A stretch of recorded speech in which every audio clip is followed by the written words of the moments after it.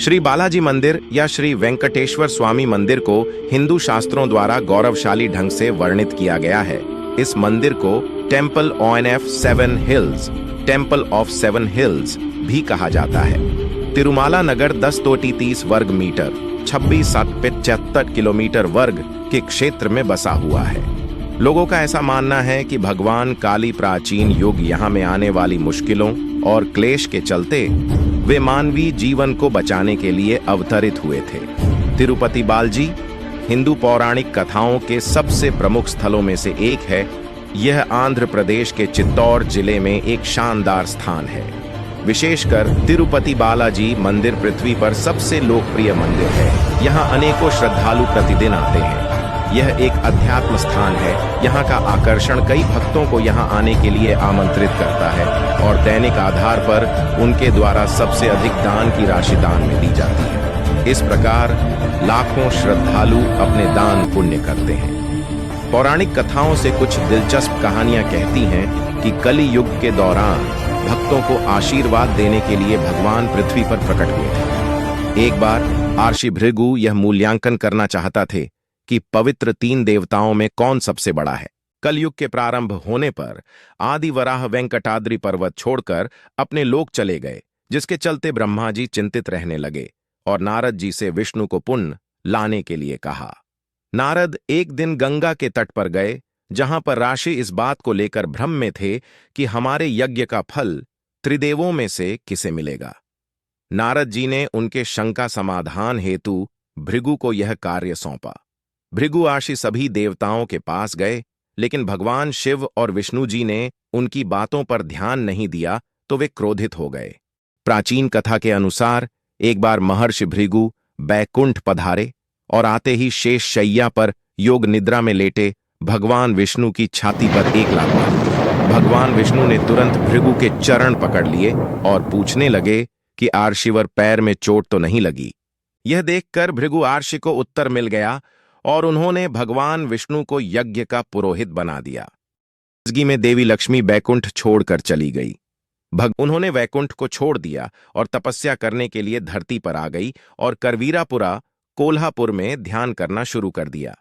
इधर विष्णु जी के इस बात से दुखी थे कि माता लक्ष्मी उन्हें छोड़कर चली गई। कुछ समय बाद वे भी धरती पर आकर माता लक्ष्मी को ढूंढने लगे। जंगल और पहाड़ियों पर भटकने के बाद भी वह माता को खोज नहीं पाए। आखिर परेशान होकर विष्णु जी वेंकटाद्रि पर्वत में एक चींटी के आश्रय में विश्राम करने लगे। यह देखकर ब्रह्मा जी के उनकी सहायता करने के फैसला किया। वे गाय और बछड़े का रूप धारण कर माला लक्ष्मी के पास गए। देवी लक्ष्मी ने उन्हें देखा और उस वक्त के सत्ताशीष शासक चोल राजा को उन्हें सौंप दिया। राजा ने उसे चरवाहे को सौंप दिया, परंतु वह गाय सिर्फ विष्णु जी के रूप श्रीनिवास को ही दूध देती थी। जिस गाय ने दूध नहीं दिया तो रानी क्रोधित हो गई। उन्होंने एक चौकीदार को गायों पर नजर रखने को कहा। संतरी को गुस्सा आ गया और उसने गाय पर कुल्हाड़ी चला दी, लेकिन तभी भगवान विष्णु प्रकट हुए और फरसा उनके माथे पर लगा। कुल्हाड़ी से लगी चोट के निशान आज भी भगवान वेंकटेश्वर की मूर्ति पर देखे जा सकते हैं। कहा जाता है कि यही कारण है कि तिरुपति बालाजी की मूर्ति में भगवान का सिर ढका हुआ है।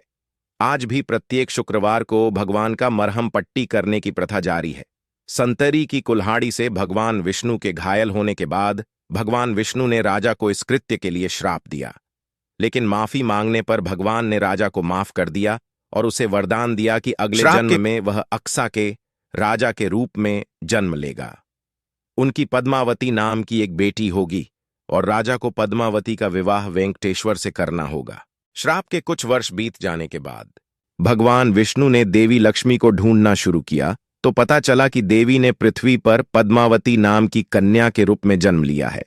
भगवान विष्णु ने भी तब अपना रूप बदला और पहुंच गए पद्मावती के पास। भगवान ने पद्मावती के सामने विवाह का प्रस्ताव रखा, जिसे देवी ने स्वीकार कर लिया। कथा अनुसार जब भगवान वेंकटेश्वर का पद्मावती से विवाह हुआ था, तब एक परंपरा के अनुसार वर को शादी से पहले कन्या के परिवार को एक तरह का शुल्क देना होता था, लेकिन भगवान वेंकटेश्वर ये शुल्क देने में असमर्थ थे। इसलिए उन्होंने कुबेर देवता से आरण लेकर पद्मावती से विवाह किया और वचन दिया कि कलयुग के अंत तक वे कुबेर का सारा आरण्य चुका देंगे। उन्होंने देवी लक्ष्मी की ओर से भी वचन देते हुए कहा कि जो भी भक्त उनका आरण लौटाने में उनकी मदद करेंगे, देवी लक्ष्मी उन्हें उसका 10 गुना ज्यादा धन देंगी। इस कारण तिरुपति जाने वाले विष्णु भगवान पर आस्था रखने वाले भक्त बालों का दान कर भगवान विष्णु का ऋण चुकाने में उनकी मदद करते हैं। वीडियो प्रस्तुतिकरण में कोई भूल चूक हो तो क्षमा करें। कहानी पसंद आए तो लाइक, सब्सक्राइब और शेयर करें। बालाजी की महिमा का प्रचार प्रसार करें। जय बालाजी, नमो नमः।